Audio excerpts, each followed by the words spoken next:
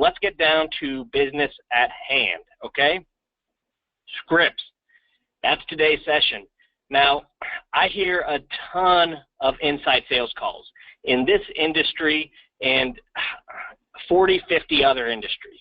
Over my career, probably taken part of, made, critiqued, listened to tens of thousands, if not even 100,000 inside sales calls. And one thing that I've taken away, one thing that's it's just an undeniable truth, is not using a script makes you sound like an amateur, okay? Now, I know there's a lot of pros out there who say, I'm a pro, therefore I don't use a script. But I'll tell you, it's this monologue, this stream of consciousness thinking, a lot of ums and okays, a lot of dead silence. It doesn't give your prospect that feeling like they're being taken care of when we don't use a script. Now, that's not to say that some of the best out there have this sheet of paper in front of them. You know, after you use a script for so long, you really don't need to look at the paper anymore, but they're still following a script. Sometimes scripts are developed over time. You say that you have so many experiences, so many calls over time, that your script develops naturally. Whether it's on a sheet of paper in front of you or in your head, you need a script. The same words, the same formula, the same technique you use every time to sound like a pro, okay? Now, I said not using a script makes you sound like an amateur. So who uses scripts? These are the people who use scripts. Churchill used scripts, right? Martin Luther King Jr., the best actors and actresses of our day. Abraham Lincoln, right? They all used a script. The greatest orators of our time, the most influential individuals of our time. You know what? They used scripts. So as we roll out this script, it's just good to know. It should feel really good to know that's the company you're in. That's the caliber of person who writes down their words and thoughts instead of just acting and speaking off the cuff, okay? So why do we need a script? We need scripts to be fluid and flexible. That's why we're introducing dynamic scripting today, okay? Dynamic scripting is just a little bit different than the scripting you probably have right now. Right now, it's pretty linear, right? So it goes from point A to point B, but what's the problem? Can I get a raise of hands if you guys have customers and they're not following your script? You start to go through it and they throw in a question. They go somewhere else. Then you go, well, there goes my script, and you're thrown off your game. The one problem with scripts is the customers don't know they need to stay on script, right? Our prospects don't know they need to stay on script. So we've got to build in a little bit of fluidity and flexibility into our scripts. So as we dialed this in over the last 4 weeks, as we really got deep with it and tested and tested and tested and tested, we took the same script we go over, and we looked at it from a different perspective. And here's what we came up with, guys, and here's what we're going to go over today. Okay? With a script, a dynamic script, what we use are building blocks. And here's what I mean by that. Okay? There's some core blocks that we absolutely have to go through. We need an opening or an advance agreement. We need to get their information. We're going to need to ask some questions about the property condition, right? We're going to need motivation, equity, asking price, and hopefully at the end of this thing, we're setting next steps of some sort. However, sometimes there's some special situations that pop up. How many of you run into retail sellers? So you hop online, you look at the value of a property, the property's $200K, they want $210. Okay, these types of things happen, so we have a block in here we can insert wherever we want to address those retail sellers. And we've got this thing dialed in, so the conversation is smooth as can be, no one gets upset. Do any of you guys have prospects who get upset when you give an offer and they feel that offer is too low? Ever happen to anybody? Absolutely, right? Hands shot up like crazy. So we're going to discuss that too. Hesitant, resistant, hostile prospects. And then we've talked about this before too, dangerous questions. So there's some questions we ask. They're a little different for each organization.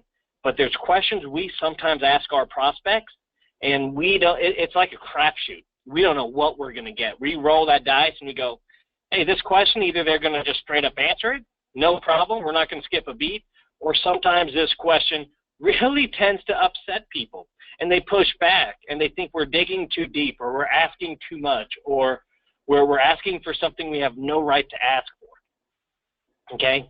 So those are our special blocks that we will insert into the script whenever necessary. So we've got our core blocks, and this is kind of the sequence we use, but we can move some of these around. Obviously, the opening or the advance agreement needs to stay up front, but the beautiful thing about these core blocks is if we need to move them around a little bit, we can move them around a little bit, okay? And then the special blocks we insert for any of those special situations, and it just makes every call as smooth as can be. I mean, we have had awesome success. And when I say we've done 7 or 8 deals, we're doing that off of PPC with an average of 2 to 3 calls coming in a day. So it's not like we're getting 100 calls a day and, hey, we're just finding some real easy, simple lay-down prospects who are just dying to sell us their house for whatever they can get for it. We're talking to 2 or 3 a day, okay?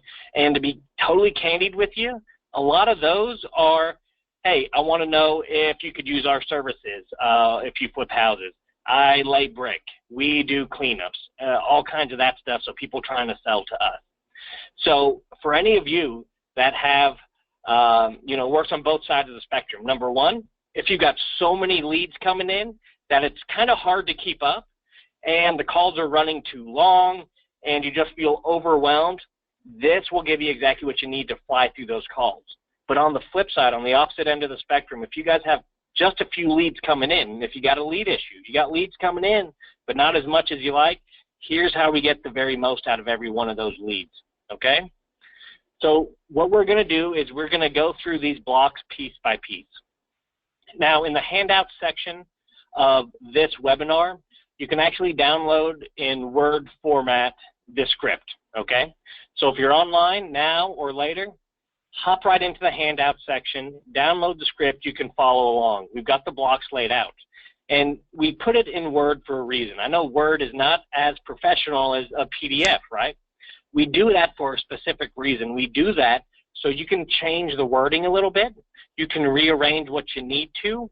You can, this is going to be 90% of the way done for any business. That last 5 or 10%, you're going to have to put your special touch on, right? Not every one of our businesses are the exact same. Some of us work in slightly different markets, work a little bit different ways. So we put it in Word on purpose, right? We do everything we do here on purpose. So download that, get ready to use it. You will see great results.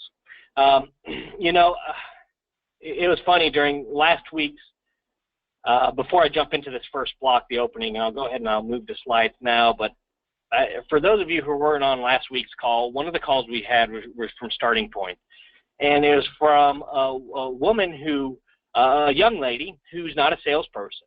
She's more of an admin type person. That's her role in the company, right? Not everyone has the same job. And they had been developing a script on their own as we go through these trainings. And what happened was she got a call. She got a sales call. She's not a salesperson. But they had been developing the script. So the story goes, she grabbed the script and she just started reading through it.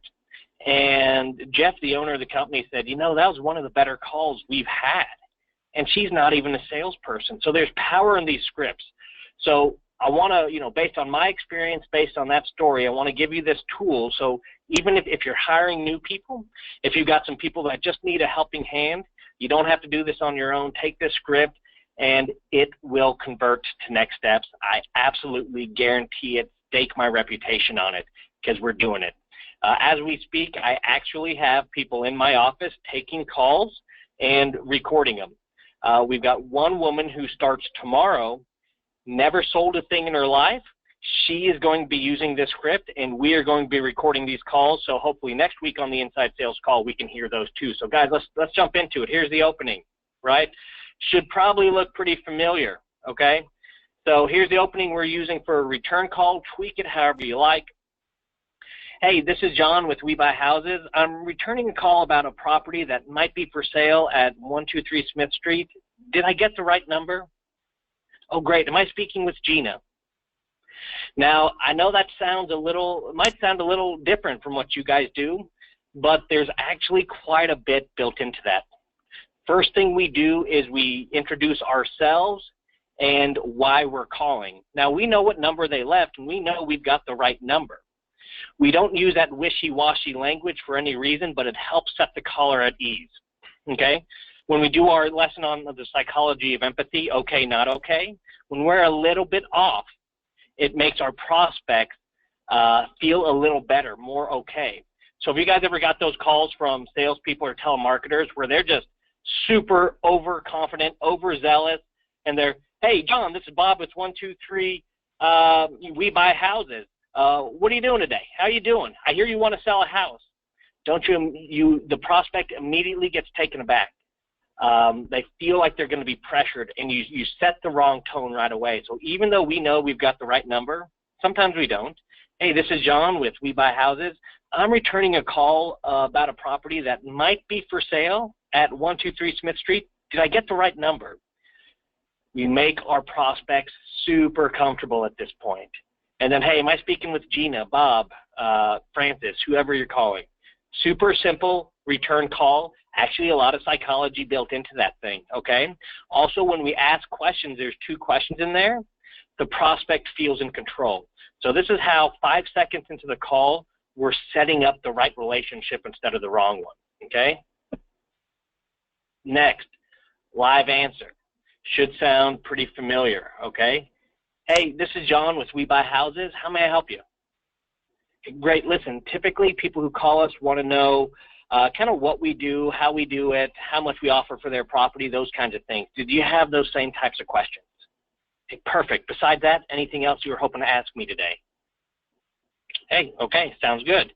Listen, do you have about 5 minutes for me so I can ask you some questions about your situation and the condition of the property? Okay, awesome. Listen, after that, you can just let me know whether or not it makes sense to take any kind of next step, and we can talk about what those steps are, okay? So this is our advance agreement, right? Does this sound familiar to everybody? Again, lots of science, psychology behind this small script. What causes pressure? We feel pressure, we feel anxiety when there's an unknown. So we lay out exactly what the prospect can expect. How long will the call be?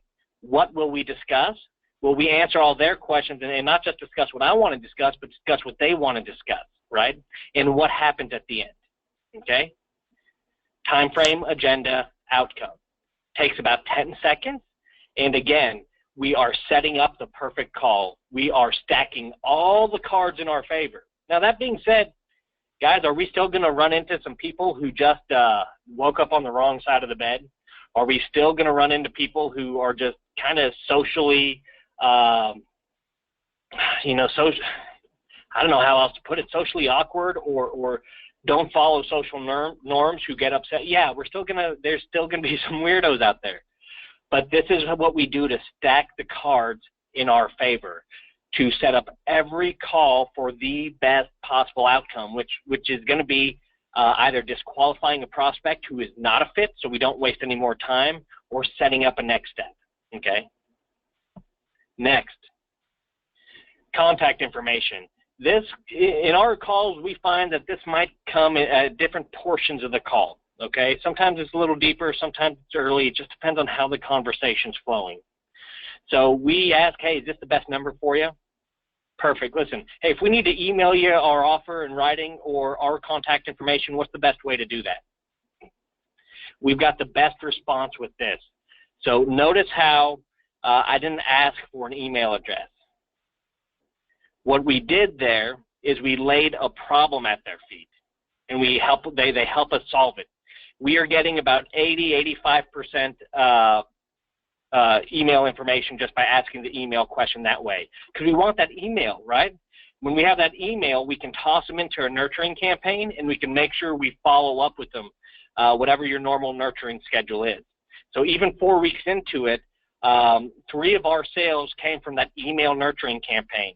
So we had initial call, didn't go anywhere. They got the email string, and then they re-engaged, okay? So super important we get that email address, okay? Hey, if we need to email you something, what's the best way to do that, okay? So let's keep going.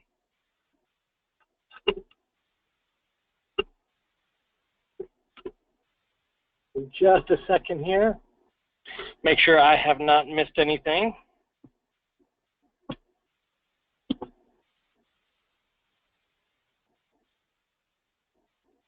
Perfect. Okay. So one more time, let's practice that. If we need to email you our offer in writing or contact information, what's the best way to do that? Okay.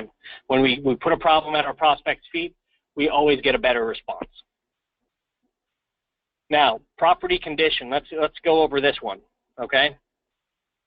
Again, we're going to want to let our prospects feel in control. Right? Is it okay if I start by getting your name and the address of the property, please? Okay, if you don't have that already, that contact information, this is where you can get it. Listen, can you tell me a little about the property, just the general condition and layout of it, please? Guys, this is really important because I've probably listened to about 50 to 60 calls over the last 7 to 10 days. There's one of the biggest differences we see between calls that are converting, calls that are going well, versus calls that aren't going so well, prospects that are getting upset, prospects that aren't turning, or calls that aren't turning into anything, is when we get to this problem section. Now, the ones that are converting well start with a very vague question about the condition of the property to get the prospect engaged and talking and sharing information. Can you tell me a little bit about the property, just the general condition, the layout, things like that? The calls that are not converting well, there's this huge list of very pointed, well-defined questions, but we start asking the prospect 20 to 25 of these questions. They have no idea where it's going. It seems to drag on forever. Prospects start to get upset. The call is very dry. There's lots of dead air because we're just inputting so much information. Yeah, we need to get some property condition, okay? We do, but the best way to do that and get your prospect talking, get the prospect pulled in, get the rapport built, is to ask an open-ended question like that they can start with, okay? This gets the dialogue moving. Oftentimes I hear these calls, they start out, and then we spend literally 10 to 15 minutes going through this list of questions.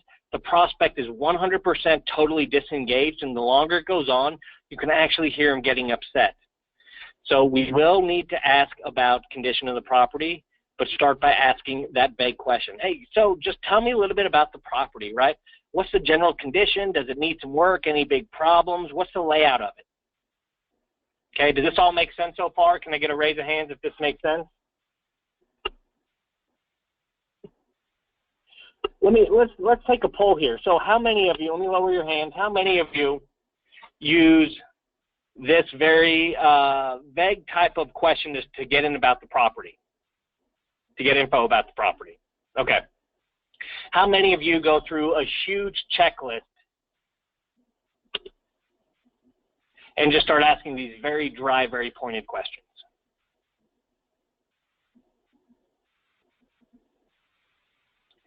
So Diana, awesome. So Diana just says, use that, but if they say great, then she goes into her checklist. So that's where we go next. So that's how we get the rapport built and we get the prospect talking. And they're going to start volunteering lots of useful information about their situation in the property. That's going to help you along the way. Of course, there's going to be a whole list of other questions you can ask, but what I recommend is this. If they missed anything, sprinkle in those questions next. And if you have 20, 25, 30 questions, you're going to end up boring your prospect to death. You're going to end up costing the rapport, losing that relationship, and in some cases upsetting them if we just go into this list and go through 30 questions, right, about when's the last time the tile was replaced in the kitchen, right? Tell me about the roof. Have there been any leaks in the last 5 years? Have you had any tiles replaced? You know, we start to kill our prospects there. All right, perfect. So again, lots of feedback about this. Most of this info can be found online. Awesome. Whatever I know I can find on PR, I don't ask. We have a lot of unpermitted additions in San Diego. Yeah, so there's going to be some key questions you ask, especially about those additions and things like that. So you want to have a few questions. If they don't cover them during your VEG questioning, that opening question, make sure you've got a handful of questions you need to ask. I've just got to warn you, I've heard too many calls go south when we throw them in this 10 or 15 minute long checklist, where we know if it makes sense anyways, we're probably going to go out and see that property and find that stuff out on our own, right? So we end up costing the relationship that we're supposed to be building by collecting information that honestly half the time we don't even need. So I just want to caution you against that because we see a ton of that. Okay, awesome. Motivation. Guys, this is where we see decent calls turn good, and this is where we see good calls go great. Now, you listen to the same calls I do. I listen to them at 2 to 2.5 times their normal speed, so I get through usually about 20 calls a day, so I'm listening to a lot of these things. So my perspective, my vision is I'm exposed to so much of this stuff, and I'm exposed to it as a third party. I'm not in it, so I'm not emotionally tied in. And this motivation piece is where I'm seeing the difference between callers that convert like crazy and just decent or okay calls, okay? Now, when we activate emotion in our prospects, we activate motivation and urgency, that willingness and that urge to take some type of action. So it's super important that we ask the question about motivation, okay? Some people are, I'll be honest, when I started, I was frightened to get into emotion, motivation, that type of thing, okay? Early in my sales career, the last thing I wanted to do was ask about motivation. So the crutch I've always used is the same crutch I use for almost any dangerous question I ask. I first get permission. When you get permission to do something, your prospect never ever gets mad at you, okay? So if you preface your motivation question with something like, hey, Tim, can I ask you a question? When you get permission to ask a question, they never get mad at you, okay? So if you have any holdups about going into the motivation question, okay, simply use that. Hey, can I ask you a question? You know, this is the type of property we're usually on the lookout for. I mean, it sounds like a nice property. Why are you considering selling it? You know, what made you decide to pick up the phone and call us about selling it? Okay? This is your diagnosis question, right? If you're having any trouble getting prospects to convert, this is the one block, this is the one piece that you can insert or spend more time on that will get your prospects to convert to your next step or your appointment. And when you're on that appointment or you go to that next step, you go even deeper with this, and that's how we get them to take action and assign a property or sell a property. Okay? Extremely powerful. Sounds simple, right? Hey, can I ask you a question? That's a nice house.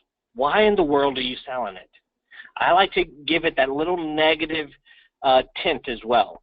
I don't understand. Like, why don't you just keep it? Okay? I've even heard some people say, you know, that's a great property. Have you thought about just keeping it? Okay? Can I ask you a question? It's a nice house. Right? It's a decent property. It's in a great location. Pull something positive out of it. You've been there for 30 years. You raised your kids in it. Why are you considering selling it now? When your prospect opens up and begins to talk about their reasons for taking action, it motivates them to take the action. When we hear ourselves explain why we need to do something, we are more apt to do it. Does this make sense, everyone? Raise the hands if this makes sense. Okay, great. So this is great on every call, but this is a block I want you to go back to and spend a little bit more time on if your prospect's hesitant about making that decision to move to a next step. This is where that leverage piece is. This is that block. So even if you go through it and you get to the point where you're having trouble booking that appointment, simple. Go right back to it. Hey, you know, something's been on my mind since I asked you why you were selling. You know, you told me this and this. Can I ask you another question about that? How long have you been thinking about this? You go a little deeper. The more you get them to talk about their reasons for selling or buying or whatever part of your business you're in. You know, you might be selling turnkeys or retail or wholesale or picking up a property at a discount. I believe that's most of the people on this call. But when you have trouble converting back to their motivation, you need to remember this. We cannot motivate or convince anybody to do anything, okay? That's a myth about salespeople. Salespeople do not have the ability to convince people. What salespeople do, what the greats do, is they have the ability to pull out that motivation that's already in somebody. That's what we do with our questions. That's what the greats do. I mean, when we talk about the top 5% in any industry, whether it's a short sale, a long sales cycle of 2-3 years, a cheap product, $10, $20, $40, or an expensive product in the hundreds of millions of dollars, same thing. Your prospect's motivation to take action is in them. It's our job to pull it out and make them live in it, make them discuss it, make them think of it. And when we do that, that motivates them to take action. So this block on motivation, right, there's 3 points on the screen, super simple. This is where people are killing it, okay? So I just want to be crystal clear about that. When we have trouble getting people to take that next step, that's where we go. So all these pieces, as you're seeing, fit in, you know, it's kind of like all the pieces play together so well. They fit together like a carefully crafted puzzle. From the way we open up and ask our questions, right, to the order of the questions we ask. All of it is to set up the right conversation, move through it quickly, stir up just enough motivation and urgency for them to take action and set that next step. Let's move on. Equity. So there's lots of different ways to ask for equity. There's a couple that we've been using successfully, okay? Equity is one of those dangerous questions, right? So here's a couple options. Option one, we start by asking, hey, how long have you lived there? And if they say a long period of time, we go ahead and assume that it's paid off. Okay, so it's paid off. And we let them correct us or confirm it. If it's a short amount of time, then we do the opposite. We tell them they probably have no idea and it's okay if they don't. But what balance, not do they owe, but we flipped it. And this took some tweaking. We changed it to, what balance would I have to pay if I end up buying it from you? Obviously, I got to, hey, okay, so you've been there 10 years. Listen, you probably don't have any idea, and if you don't, that's perfectly okay. But what kind of note am I looking at paying off if I buy this from you? Okay. With our prospects and the campaigns we run, we usually get people who've been in their homes for a little while. So I usually ask, and really if it's over 10 years, I've got 30 years on the slide, but really if it's any time at all, I just say, oh, hey, awesome, probably means you got that thing paid off. And then I just shut up. Even if it's 5 years, you can do it. Hey, how long you been there? 5 years? Okay, so you probably got that thing paid off. Shut up. They will correct you or they'll confirm it. So you never have to ask. So when we get to asking dangerous questions, that using that takeaway is one option we use. That's what I use most often, and it's been really successful for us. Lisa Parker says, hey, that works. I tried it. Daryl says, hey, that's a good way of asking it nice, right? Guys, this isn't the only 2 ways to do it. There's lots of ways I hear you guys do it, and some of them are very, very effective. Just as far as the script goes, there's that block. I know some of you equity is important because equity, in some cases, depending on lead flow and things like that, I know that's the mentality, hey, if it has equity, we're going. I don't care what their asking price is. If there's equity in that thing, we're going on that appointment. So equity is a question that's really good to ask. right? Because that sometimes is the one and only qualifier as to, are we going to try to book this appointment, or are we tossing it back? This doesn't fit our profile. Asking price. You know, asking price is a funny thing. Asking price is a funny thing. We seem to be, and I love asking about asking price. We all want to know asking price, but at the end of the day, does asking price really impact what we're going to offer for the house? We don't offer X amount below asking price, right? We offer of ARV. Asking price is almost irrelevant, especially this early in the conversation, because once we get face-to-face and running through the sales process, asking price changes a lot, doesn't it? Right? Usually people use asking price the same way we make our initial offer with the price anchor.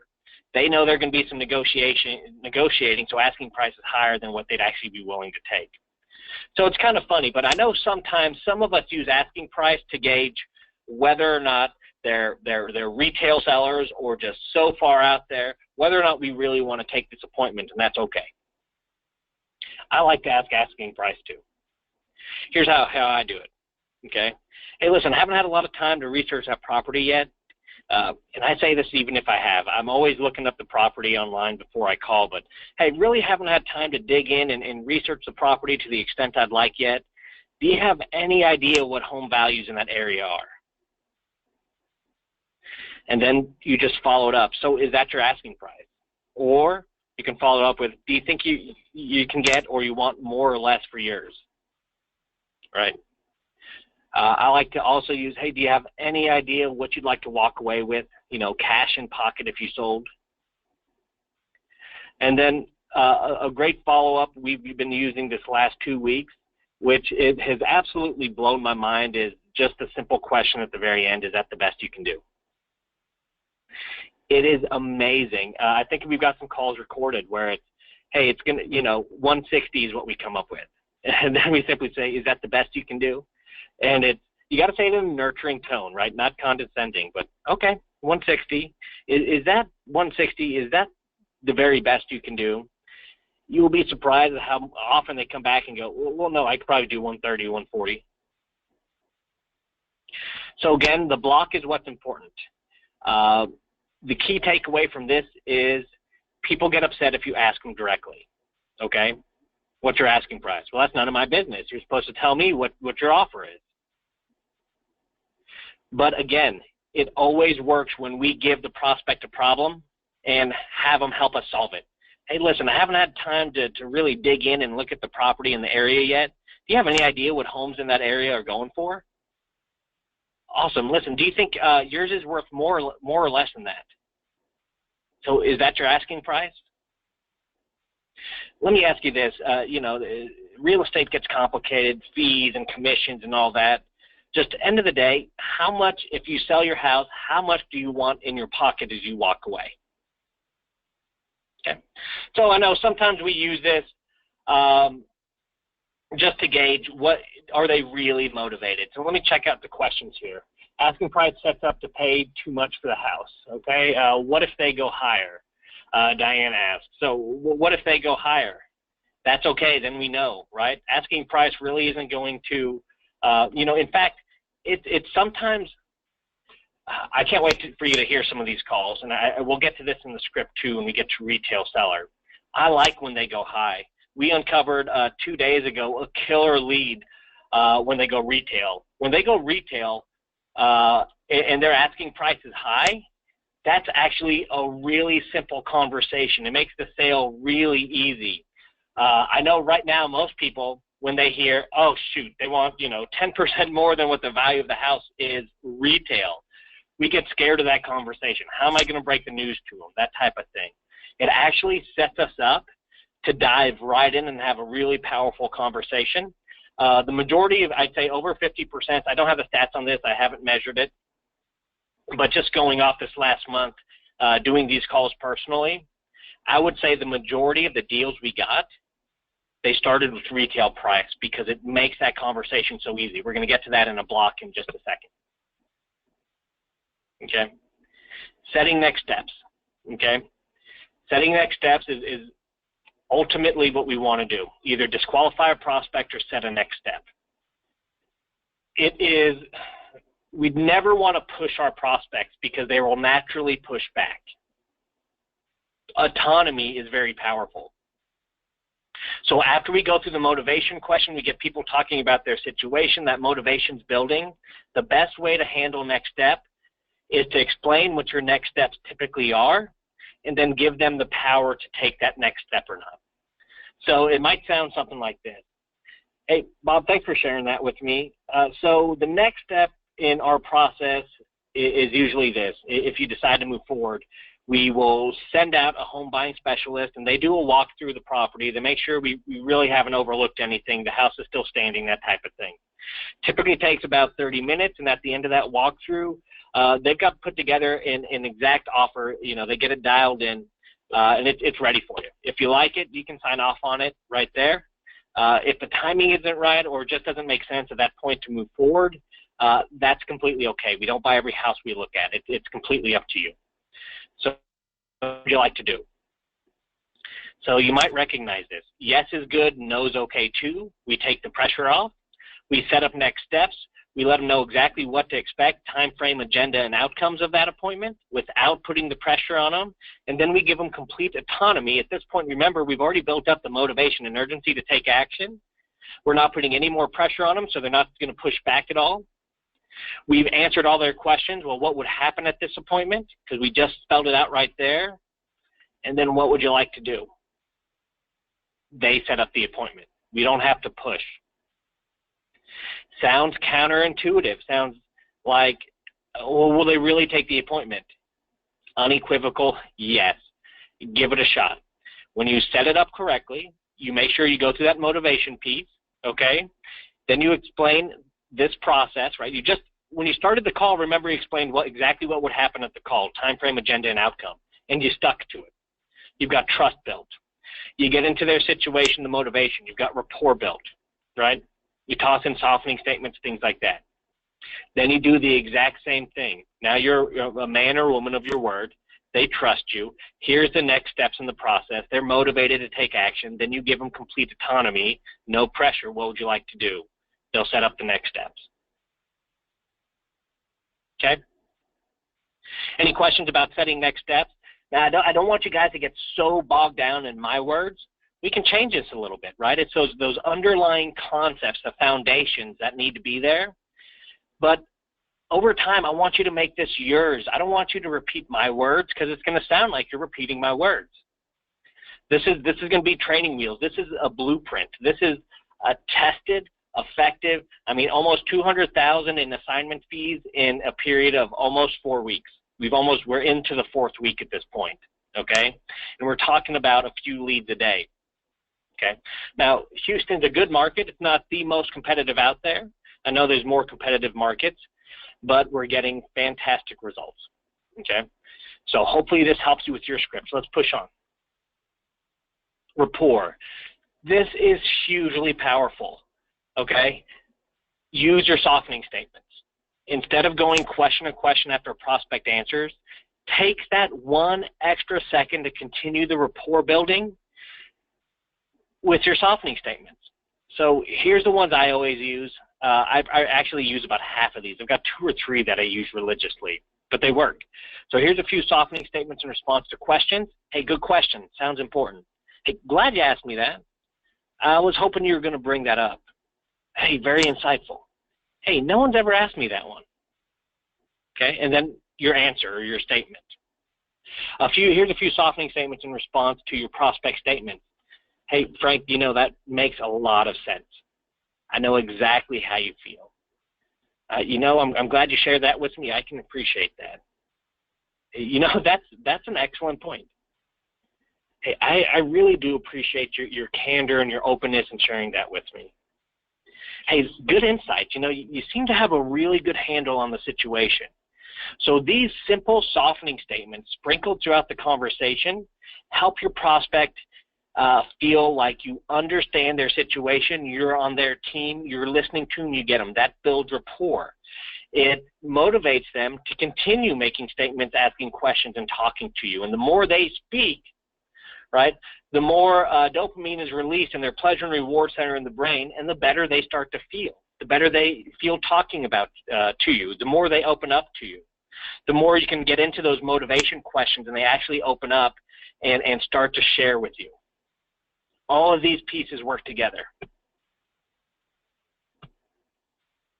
Okay, hesitant, hostile, resistant prospects, okay?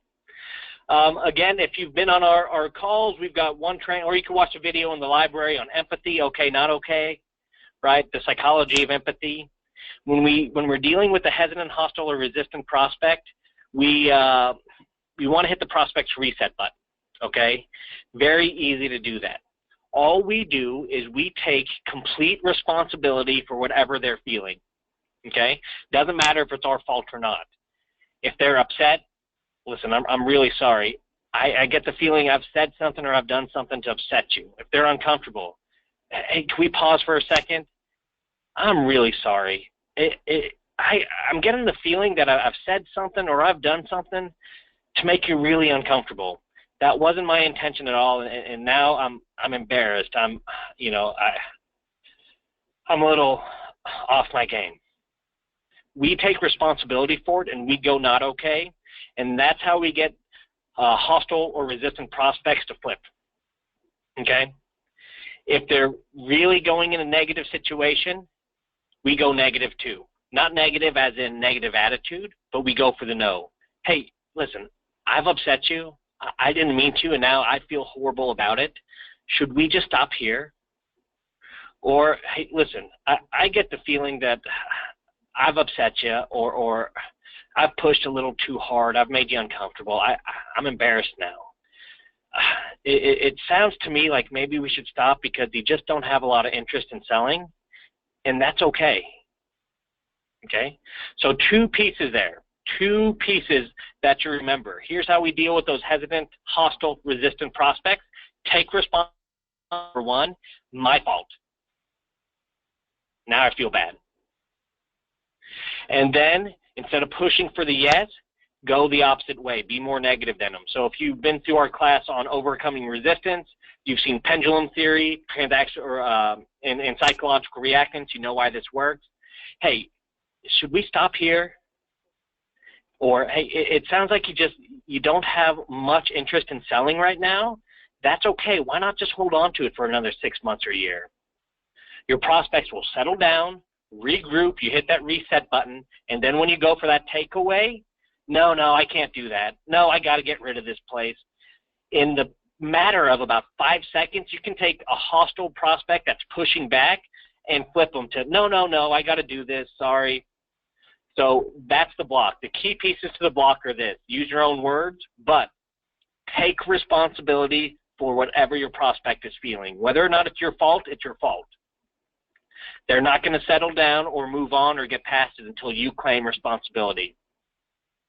And then if they're pushing back, they're resistant, don't push for a yes. Tug them gently towards the no. Is it time to stop? And let them push back, and they'll get themselves right back into that conversation. You can't argue with them. How many of you raise a hand if you've tried to, if you got sucked into that and you get upset too, or you start pushing? What happens? It just escalates, right? It just gets worse. You both feel bad.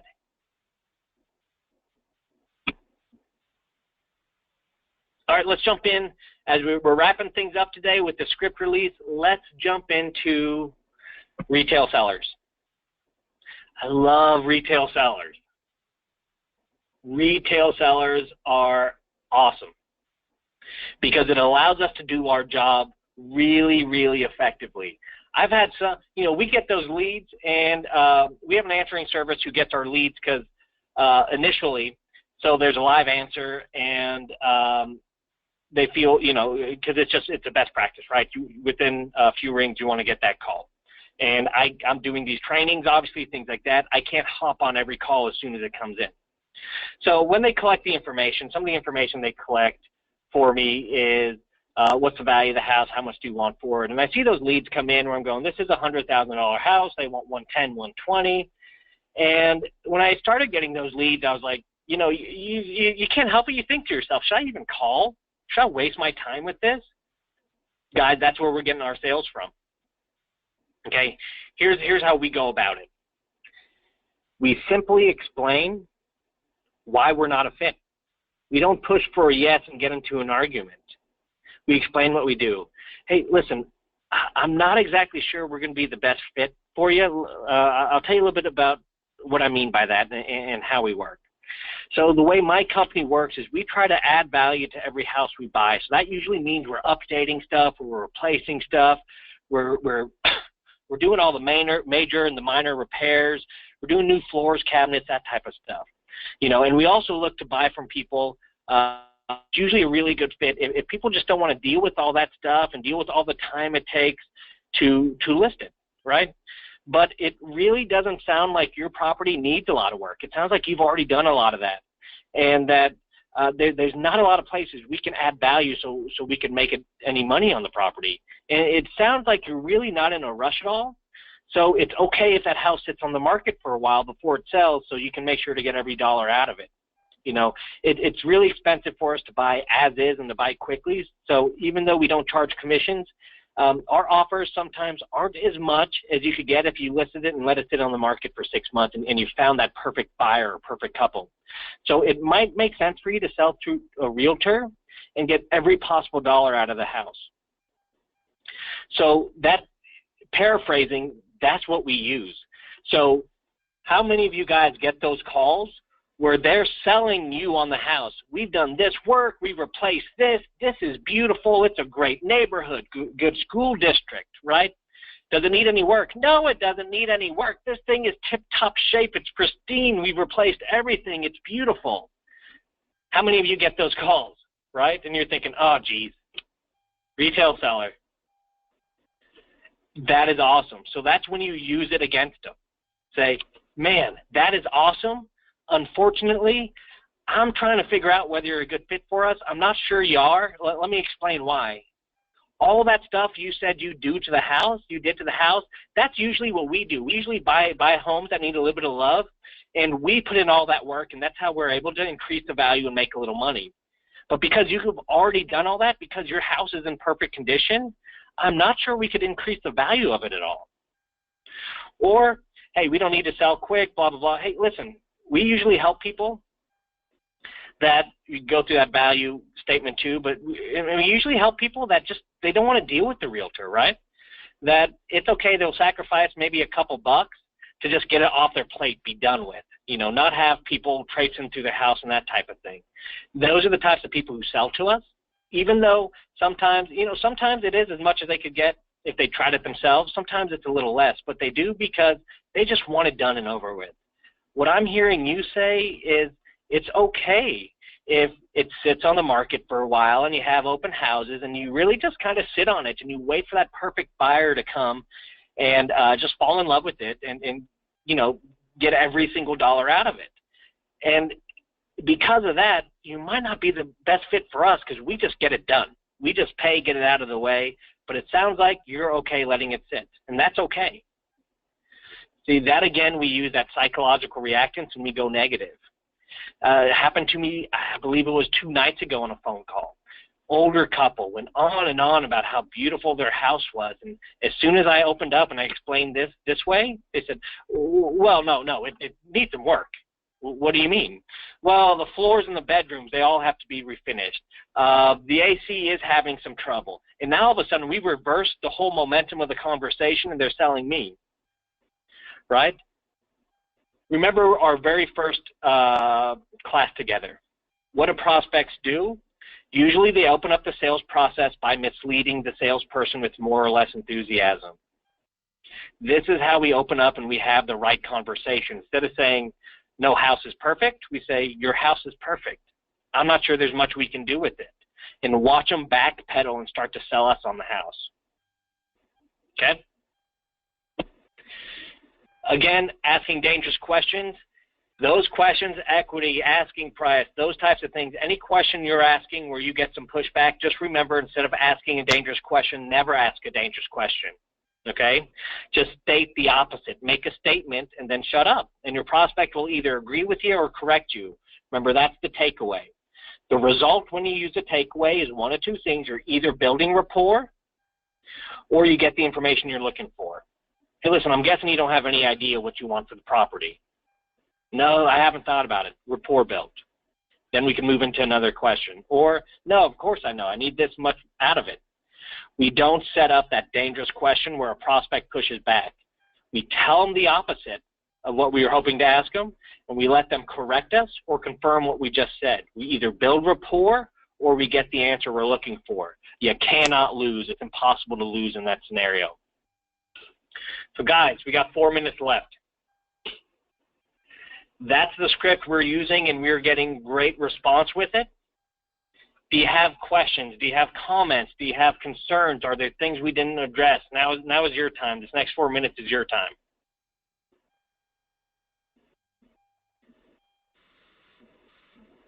Okay, so Stephanie says, what happens when they tell us they want highest market value, but they don't want to list the property? I get those leads frequently and kind of get stuck there. Okay, good question. So they want two things that are kind of opposed to each other, right? I want highest market value, but I don't want to list. Simply ask them what's most important. So, okay, so is it okay if I sort this out with you? You want two things. You know, we all want as much as we could get for the property, right? Right. And you don't want to list it, right? Right. Which is more important? Is it more important to get the most money out of it, or is it more important to not list it? Whatever they say is going to be where we go negative. So, okay, well, I don't want to list it. Or let's say they say, you know, I just want the most money out of it. Then we can go negative with the other. So let me run through that real quick. Hey, I want the most out of my property possible, the most cash, but I don't want to list it. Hey, fair enough. You know, we hear that all the time. Let me ask you this question. What's more important, not listing it or getting the most money out of it? Get the most money out of it. Well, I'm going to have to recommend you list it. Well, I can't do that. Why not? That gets us into our pain funnel, right? That gets us into our diagnostic questions. You're simply going to have to give them, don't tell them that they have to do both or they can't do one or the other. Ask them what's most important. And when they say one, say, well, you're probably going to have to do the other. Is it okay if we chat a little bit about what's most important, what you really want to get out of this thing? Let's just back up. What's got you thinking about even selling in the first place? And when we go through the sales process and the outside sales, if you're on any of those calls, we go through uncovering all the deal breakers that could get in the way of a deal and how to address them. But basically, what we want to do is take that back to the motivation block, and then we're constantly going to compare that deal breaker or that challenge to the motivation. So, listen, you're telling me that pain. To get rid of that pain, is it worth taking a little less for the property? That's a real question you're looking at.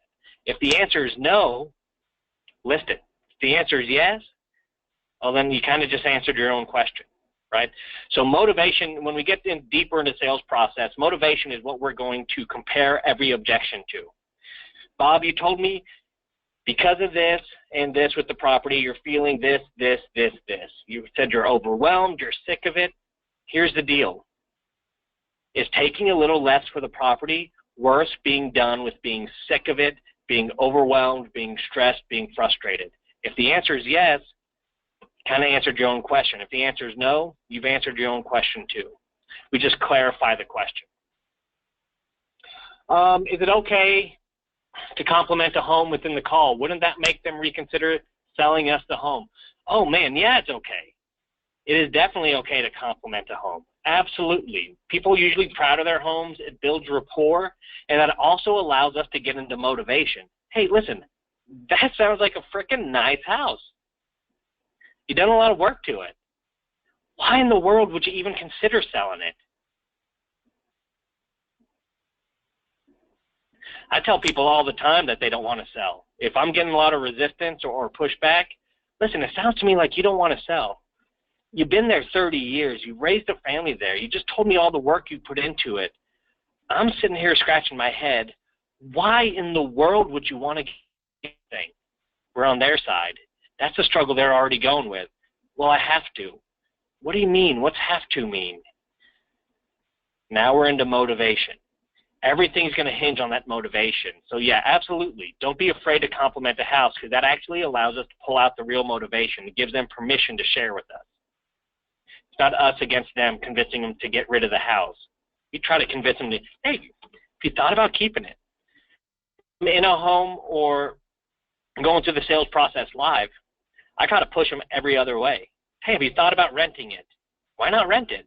No, I can't. Why not? Okay, disqualified. Have you thought about listing it? I can't. Why not? Okay, that's disqualified. At the end of the day, we use that same tactic to make sure that we're the last man standing. We're the only option available. So that some of these questions are getting a little bit deeper into the outside sales stuff, which is awesome because we're about to go into, in 29 minutes now, our advanced class where we do the frequently asked questions. So that's a great transition there. Any other questions, let me know. Guys, was this helpful? Is this script, do you think this will help?